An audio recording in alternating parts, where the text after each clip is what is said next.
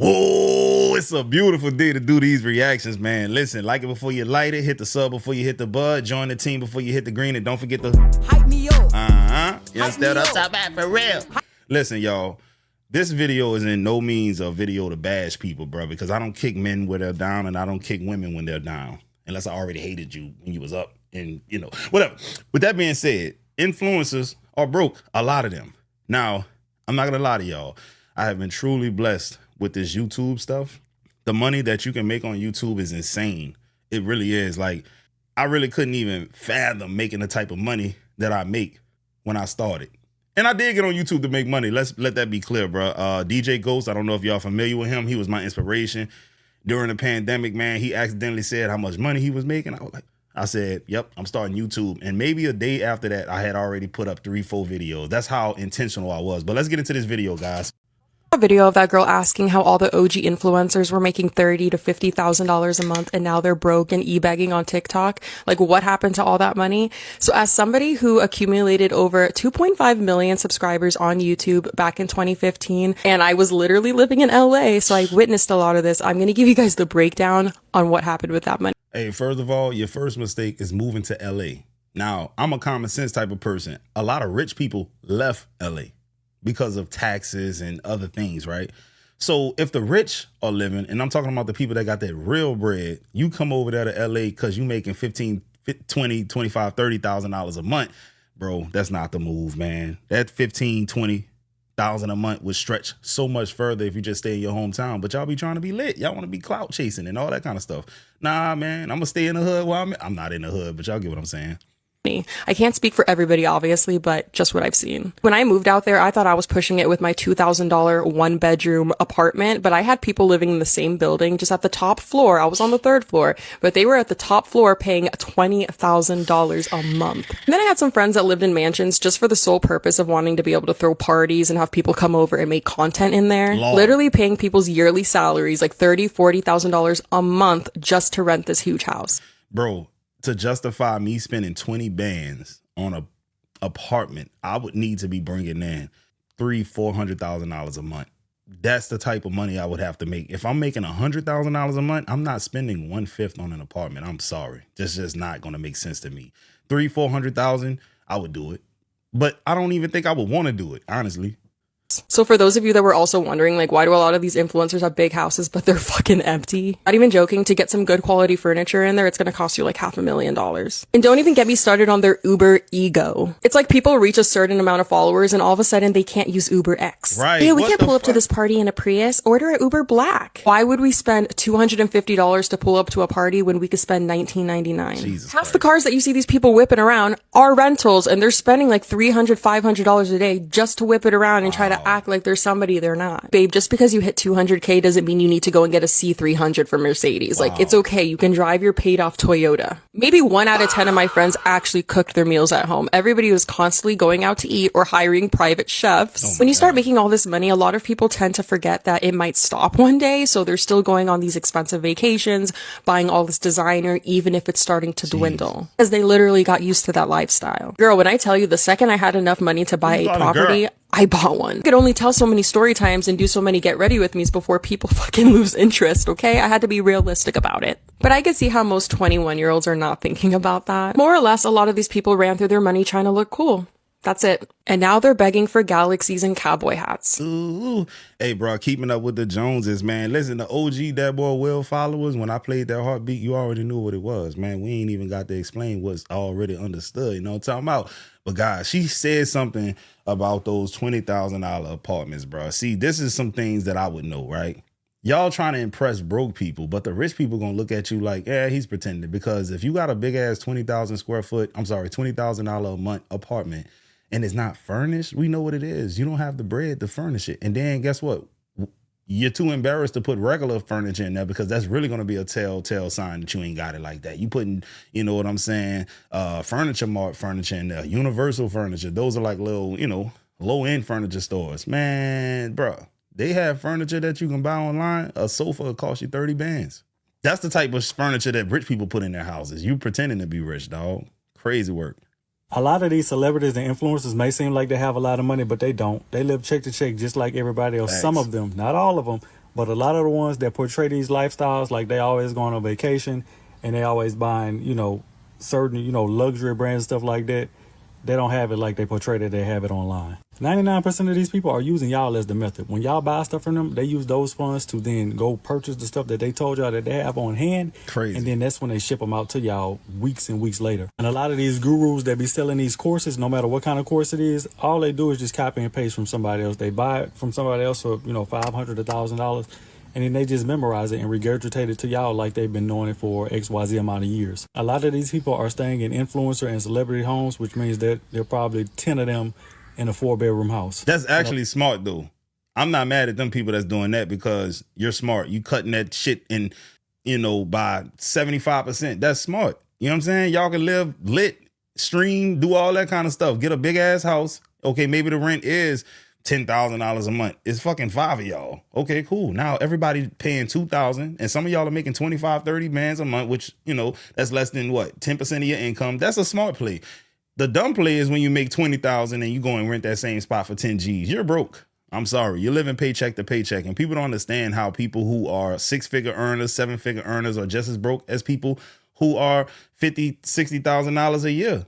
Because if I'm making $50,000, $60,000 a year, but I'm spending almost all of my money, and you make $1 million a year and you're spending almost all of your money at the end of the month and you got to wait till you get paid again. We're in the same boat. It's just that, you live in a golden prison. I live in, a copper prison. That's the difference. You got golden handcuffs on and my handcuffs are just silver. That's the difference. A lot of people who have these exotic cars are pooling their money together and sharing these cars. So it's a different person driving that car every day of the week. So please stop feeling like you're behind for your age because a lot of people are faking their lifestyles. They really are, bro. I made my first 6 figures when I was, however old I was in 2015. So, I don't know. But anyways, long story short, bro, I kind of got on my high horse because, what I made at that time was a lot of money to me. I'd never seen that type of money at one time. And, everybody else around me didn't have it like that. So I'm telling people I'm this, that, and the third.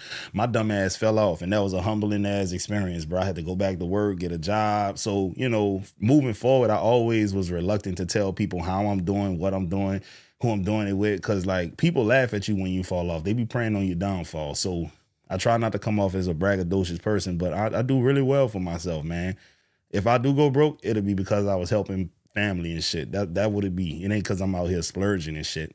I think all these influencers are lying about being rich. I'm almost at 1 million followers. Broke as fuck. Well, not broke, but I go to my regular minimum wage job every single day, 5 days a week. Clock in. That's how I pay all of my bills.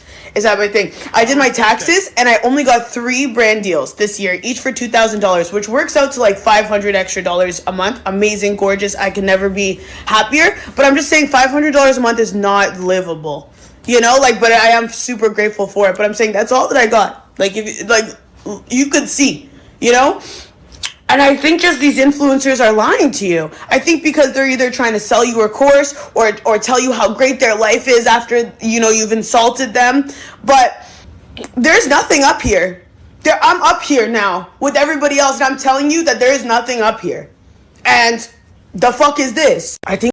Yeah, bro. I also believe that some people just know how to monetize their influence better than others. You don't necessarily have to sell a course, but if you have a brand, you're popping, man. If you do it the right way, let's say you got a vision for starting a brand, a clothing brand or whatever. If you're lit with 1-point-something million followers, bro, some of them people are buying clothes from you, man.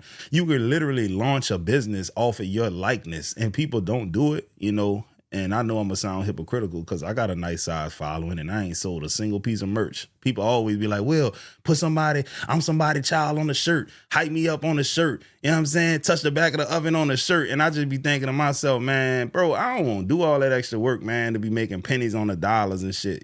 I could be ignorant and wrong about that. But, the research that I've done, the money just wasn't hitting like that, dog, for me to put all that effort in there.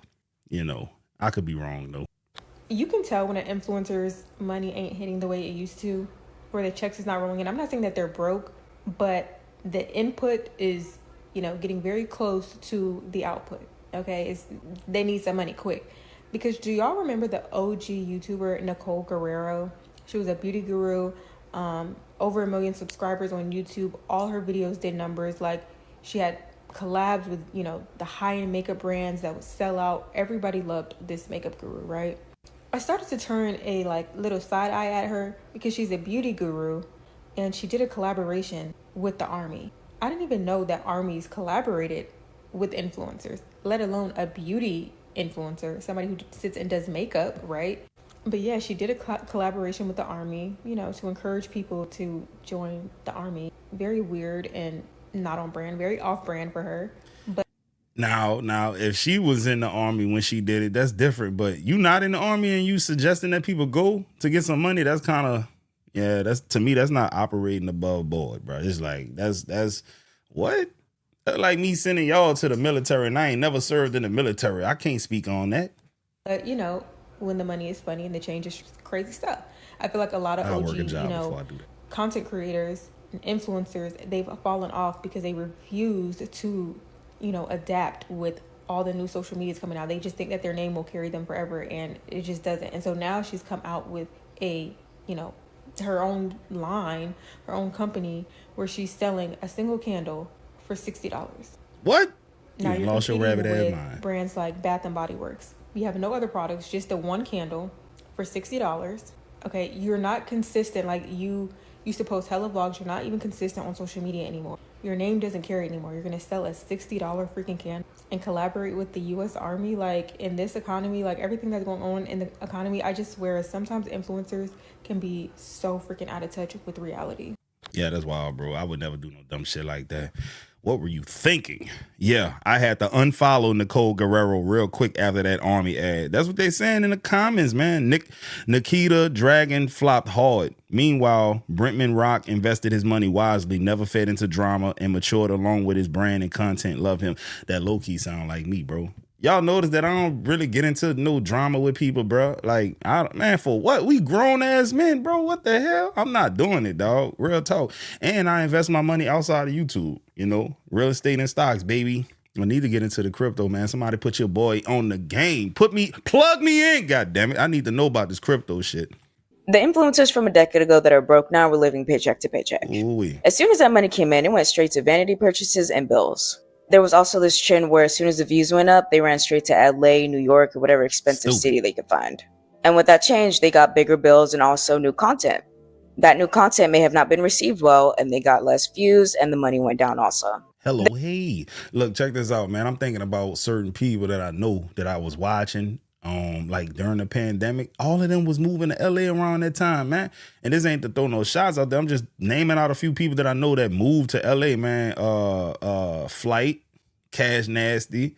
I think DDG moved out there. All that shit expensive, bro. Another dude that I watch right now, he was bragging about living at the most expensive apartment in Miami. He a live streamer. And I was just like, damn, bro, I hope that money don't stop, boy. Because if you have to move out that bitch, everybody gonna know why. You can't downgrade and justify it. We're going to assume that you lost the money because you're living in the most expensive apartment in Miami. Hold up, man. I don't recognize this background, dog. Oh, shit. This nigga fell off, y'all. You know how niggas talk. Nigga be praying on your downfall. The reality of being a content creator with over 200,000 followers is I'm broke. I go viral literally every single week. Every week. I got like over 8 million views this past month. I have like loyal fans, you know. Whoa, what? But I'm just like, yo, I had $101 in my bank account yesterday. Last month, the Creator Fund paid me like $70 because I make a lot of short form videos that aren't over 1 minute long. And I'm gonna keep saying this, like, people are not paying Black creators. I have fucking verified companies and businesses commenting on my videos trying to be relatable and shit. And it's just like, you guys won't fucking pay me. Like, it gets to a point. I'll be deleting all their comments. Because this has been my career for a while. Like, I used to make a lot more money on social media. And I feel like as my platform grows bigger and bigger, people get this idea that, like, you must be doing very, very well. Like, even better than before. And I'm just like, dude, what? Anyway, if you want to literally send me money, because I'm just like, this is so dumb. Hey, yo, I ain't gonna lie, bro. I know some TikTokers right here in New Orleans. I used to work with them, bro. They popping too, bro. And they still work jobs because TikTok don't pay like that, dog. She mentioned she had 8 million views the last month. Nigga, If I had 8 million views in the last month, I couldn't even tell you how much money I would have made. I'm talking about what? Hey, listen, I wouldn't be out here telling y'all I'm rich, but it'll be signs. 8 million views in 1 month on YouTube is crazy. Assuming, you know, you got decent length videos, not no little shorts and shit like that. I'm just saying, man, if you average 8 million views on YouTube and your videos are like at least 10, 12 minutes long, nigga, man, you making more money than doctors and lawyers and brother, you probably making more than these average rappers are. I'm dead ass serious. For real. So all those influencers that you think live a life of luxury with the dream life that you want, yeah, they're fucking broke. Fucking broke, It's an illusion. I get so many influencers in my DMs with hundreds of thousands, sometimes even millions of followers, and they cannot make ends meet. Like, they cannot get by. Or they're working full-time jobs, and they're asking my advice on how to make money. They should be fucking rolling in it, but they're not, because they don't know how to monetize. They don't know how to create a product. And even if they did, they don't know how to get their audience to care enough to buy it. Right. I made $50 million using my face, using my story, using my personal brand with a fraction of their follower count. Man, this nigga think he cute, y'all. He think he cute with my face. This nigga think he a sex symbol like me or something. You know what I'm Because how many followers you have doesn't mean anything. Like, I'm sorry, it just doesn't. It means absolutely nothing. That is not a personal brand. Your personal brand is what you are known for. It is the thing everyone associates you with. It is what they think about when they hear your name, the thing that you're an expert in, your category. You have to own that category. Whatever it is, that is the first thing. It is non-negotiable. Hey, bro, I just like how like British people say words, dog. They don't say category, they both say category. Category. What? It is non-negotiable. The second non-negotiable is you have to link your story, your personal struggles, your personal achievements, how you solve this problem for yourself. You link that to them and the outcome they want.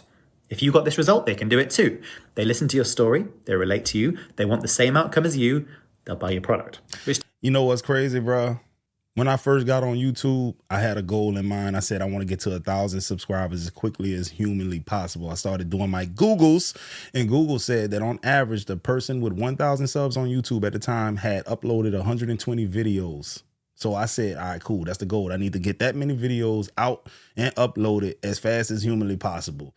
In less than 73 days, I had 10K subscribers on YouTube. I'm just saying, I was a workhorse, bro. Your boy's putting out 6-7 videos a day in 2020. If you ain't got that type of work ethic, bro, I don't even suggest that you even start YouTube, because today YouTube is too competitive for the lazy man.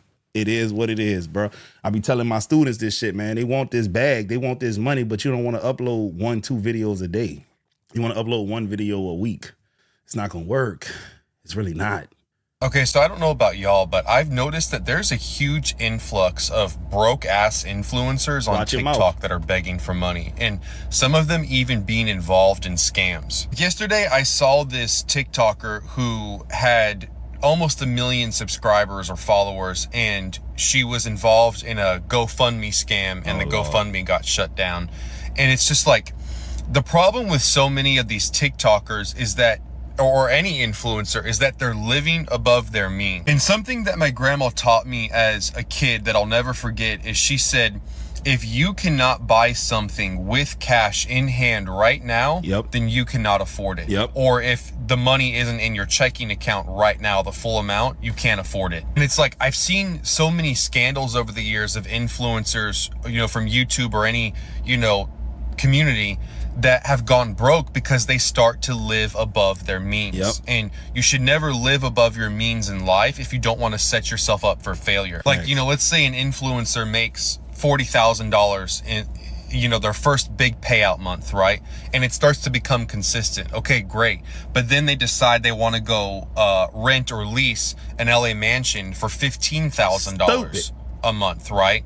And just because they were making $40,000 a month consistently for a while, it doesn't mean that money is going to stay, because life works in ebb and flows. Life works in patterns. It has ups and downs, ups and downs, and ups and downs. So learn firsthand from these influencers. Definitely do not live above your means. Have a goal in life, a goal you want to meet, of the life you want to live, and then take actionable and reasonable steps to get there.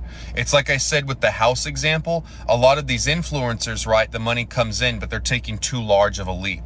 Like my grandma said, if you cannot buy it in cash, in full, you cannot afford it. Hey man, you know what's crazy? A lot of people gonna disagree with his grandma, but his grandma right, bro. A lot of y'all in trouble because y'all don't listen to people's abuelas, man. That's what it is, bro. Straight up, man. You owe things. You owe money on things that you no longer use.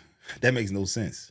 Bro, I would never put a Disney trip on a credit card. That's just something so retarded to me, bro. I just would never do that. For the simple fact, once I'm done with that trip, I want to be done with that trip. I don't want to get a credit card bill every day and be reminded of that goddamn trip. Straight up. So whenever I took my family to Disney World, it was at the time when I could buy cash. Straight like that, dog. I don't play them type of crackhead games. Now I do got my vet, and that's I went to Navy Federal, low interest rate, I'm almost done paying that motherfucker off. Ain't no repo man come and get that. That's me. You understand what I'm saying? That's me. I aggressively paid that thing down, dog. I just got the call like a year and a half ago, bro, and it's almost paid off, bro. Talking about throwing real money at it. If y'all understand interest rates and like amortization schedules and shit like that, bro, you can beat the banks, man. Real talk.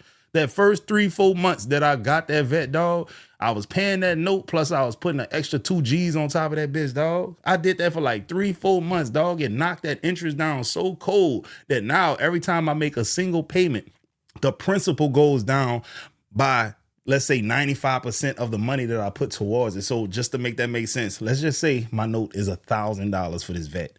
When you first get that note, probably like $950 is going straight to interest. But because I aggressively paid it down so fast, so hard, now if I put that same $1,000 on it, probably about $950 is going straight towards the principal. So I see the balance go down every single month. Yeah, man, that's how I rock, man. Bro, your boy frugal, man. And let me tell you about the vet. The vet was the cheapest one I could find. I didn't go and get the Z06, ZR1. No, I got it for the look. And then I could add to that bitch. I could paint it. I could put the spoilers on it. I could do all that kind of stuff once it's paid off, man. Your boy frugal with it. I just wanted that car. And I did 186. And I told y'all 175 a couple of weeks ago. I pushed that bitch to 186 on Saturday coming back from Slidell.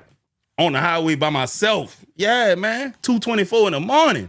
Man, let me get up out of here, man. Let y'all boy, y'all be cool. Hype me up. Hype me up. Hype me up.